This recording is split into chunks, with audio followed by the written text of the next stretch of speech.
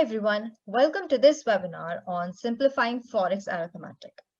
We will be looking at calculations related to options, forward rate agreements, also known as FRAs, and swaps. Let's start with options and look at the terminology we require to understand the calculations. So let's start with the definition.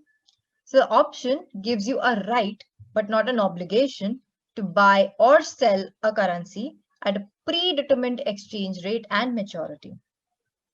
A call option gives the option buyer the right to buy one currency against another at a particular predetermined price for a fixed maturity.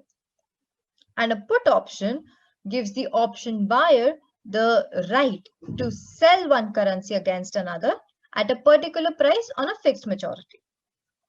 The spot rate is the rate prevailing in the market at the time of booking the option, and the strike price is the rate we fix by buying the option. The option premium is the price we pay for buying the option. Premium is paid when option is bought and received when option is sold.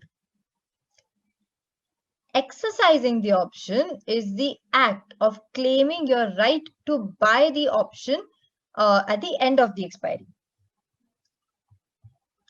Let's move forward to understand the calculations now. So our motive is to understand how the profit and loss is calculated for an option when it is exercised. So we look at four scenarios: a buy call and a sell call, and a buy put and a sell put. So the profit and loss for a buy call is calculated by the following formula.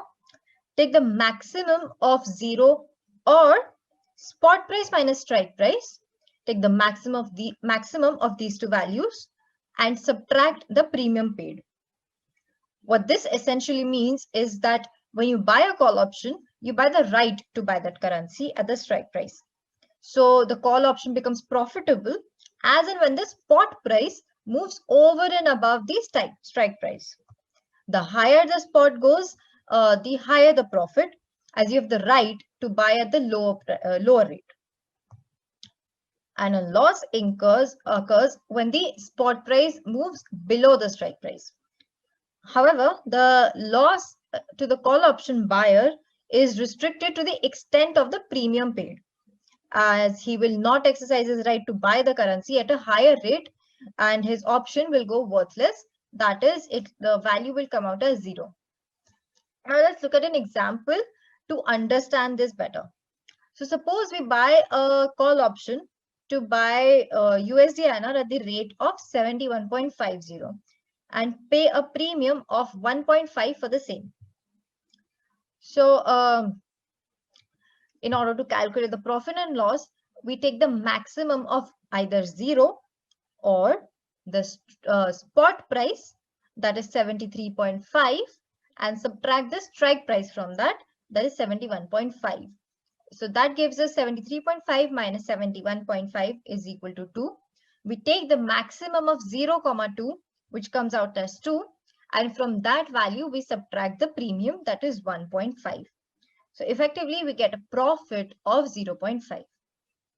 Now, the profit and loss for a sell call option is simply the reverse of the buy call option. So in situations when the buyer is gaining, the seller loses. Now, the profit and loss for a buy put option is calculated by taking the maximum of 0 or the strike price minus the spot price. You take the maximum of these two values and subtract the premium paid from it.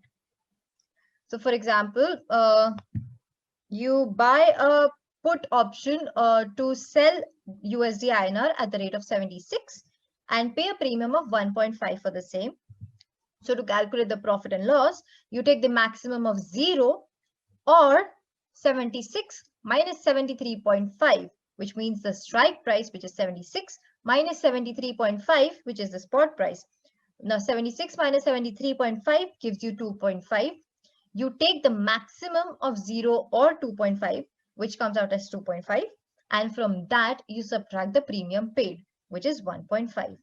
Now, this effectively gives you a gain of 1.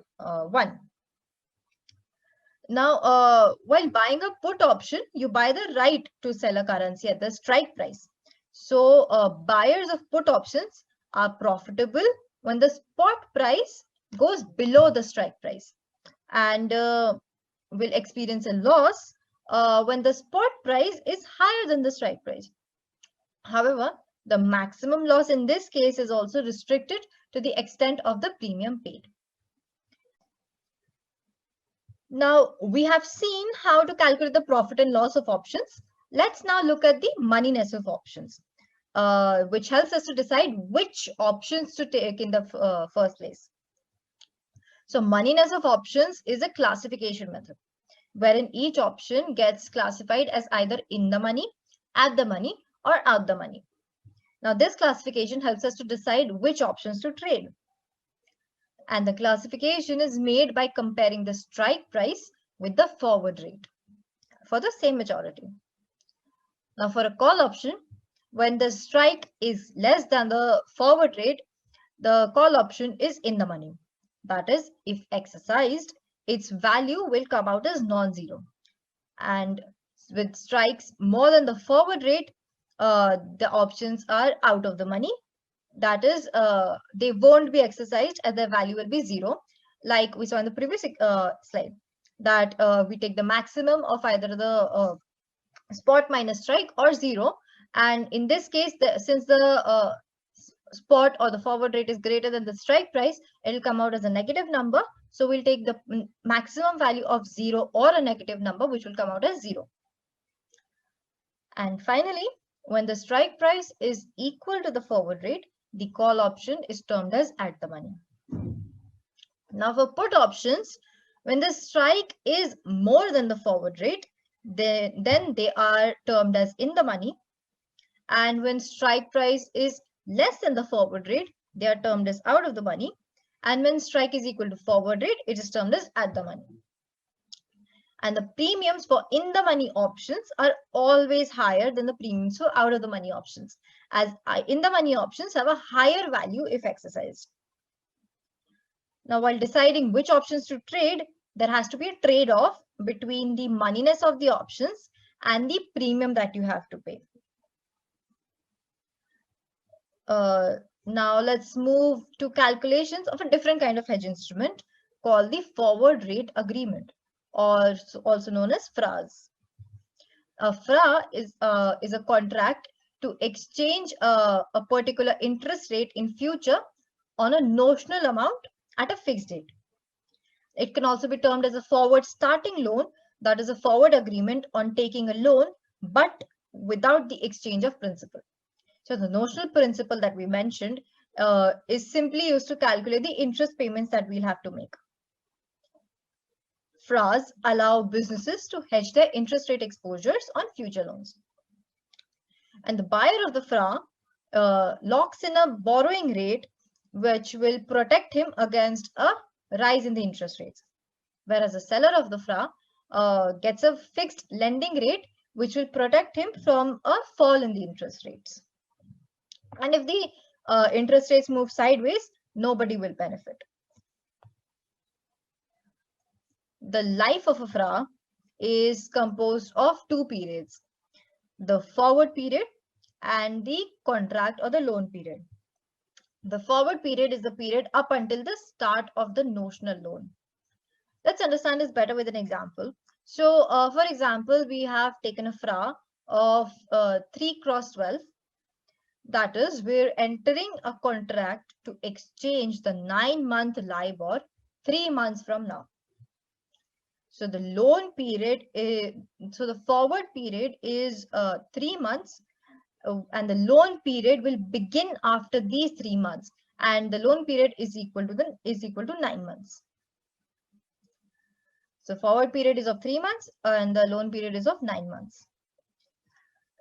Three important dates to look at is the spot date, which is today, the settlement date.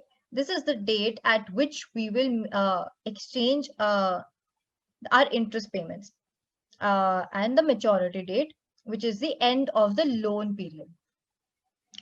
Now the FRA effectively ends at the settlement date, as there is no longer any contractual arrangement between the two counterparties once the settlement amount has been paid.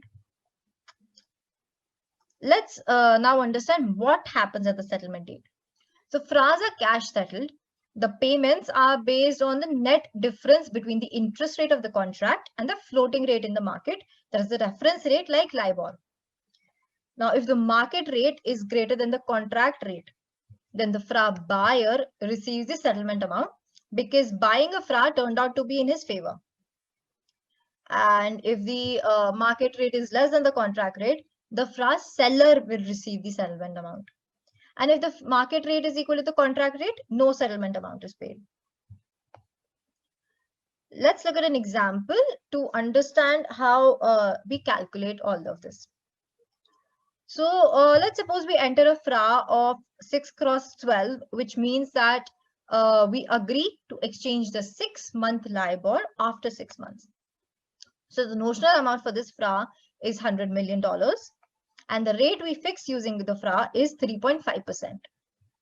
Suppose at the settlement date, the 6-month LIBOR comes up to 4%. So in order to calculate the amount, we'll have to pay or receive, we compare the interest rate fixed by us and the market interest rate for the same maturity, that is the 6-month LIBOR. Let's look at the calculation. So the market rate is 4% and the rate we fixed was 3.5%. So 4% minus 3.5% will give us a gain of 0.5%.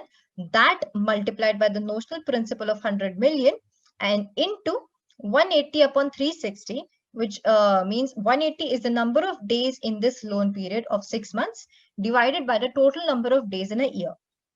So this gives us an amount of $250,000. But this amount is at the end of the loan period. And we want to know the amount we'll have to pay at our settlement date, since this is the date at which our FRA will effectively end. So discounting this amount to the settlement date using the current market rate of 4%, we get $250,000 whole divided by 1 plus 4%, that is the current market rate, into 180 upon 360. That is the time period we are discounting for, which will give us the amount is $245,100. Now, since the rate at settlement is greater than the contract rate, that is the rate at settlement is 4% and the rate we fixed was 3.5%.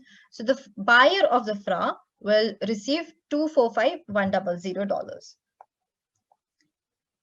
Now, the next and the last hedging instrument we'll look at is a swap. A currency swap is a financial instrument that involves the exchange of interest or principal in one currency for the same in another currency. The pricing of a swap is usually expressed as a London interbank offer rate, that is LIBOR, plus or minus a certain number of points known as the spread. Now, the spread is based on the interest rate curves at inception and the credit risk of the two parties. Swaps can be used by companies who want to lower their borrowing cost by swapping their domestic currency loan to a cheaper foreign currency loan. Such swaps are a combination of a principal swap and an interest-only swap. And they can also be used by companies who have receivables in one currency and payables in another. Now, they can use swaps to swap their receivable currency to their payable currency to limit their exposure to a single currency. The different kinds of swaps are full currency swap, which covers both the principal and the interest amount. Principal only swap, which covers only the principal amount, and an interest only swap, which covers only the interest amount. Another classification under the interest only swap is fixed to floating. Now, this allows you to convert your interest payments from a fixed rate to a floating rate. For example, a LIBOR plus some spread, or vice versa, that is from a floating rate to a fixed rate. Let's look at an example on how to calculate swaps. So a company ABC, which is an Indian company, requires dollar for investment in the US. Now, since it is entering a new geographical market, it is faced with high cost of borrowing due to lack of operational history. So it enters a 4-year fixed versus fixed swap with company XYZ, which is an American company, with the help of a bank to reduce its cost of borrowings.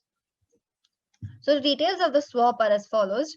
ABC agrees to pay 75 million rupees at the rate of 6%, and XYZ agrees to pay $1 million at the rate of 2.5%. So this gives us an effective exchange rate of 75. The annual interest amount for both parties is calculated as follows. So for company ABC has a principal of $1 million and has agreed to pay an interest rate of 2.5%. So the annual interest to be paid by ABC will be 1 million into 2.5%, which gives us $25,000. And company XYZ has a principal of 75 million rupees and has agreed to pay an interest rate of 6%. So the annual interest to be paid by XYZ will be 75 million into 6%, which gives us the amount of 45 lakh rupees. We can look at the same here in the form of a diagram. So at initiation, company ABC agreed to pay 75 million rupees to XYZ, and XYZ paid an equivalent amount to ABC at the agreed exchange rate of 75. So 75 million divided by 75 will give us $1 million, which XYZ agrees to pay to ABC. Now the interest payments, since they both have agreed to loan this amount to each other, they will be making interest payments. And the interest structure agreed by them was on an annual basis for 4 years. So these interest payments will be made 4 times during in the duration of the contract. So ABC pays the interest of $25,000 to XYZ, as we saw in the previous slide, and XYZ pays the interest of 45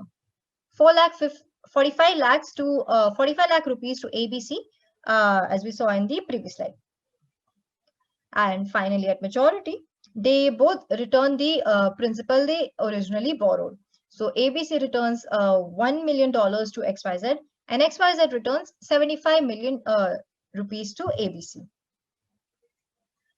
So in this webinar, we covered all major calculations related to options, FRAs, and swaps.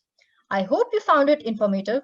And if you have any queries, please feel free to reach out to us at gunjan.patil@myforexi.com, or you can contact us at 777-1-009-009. Thank you.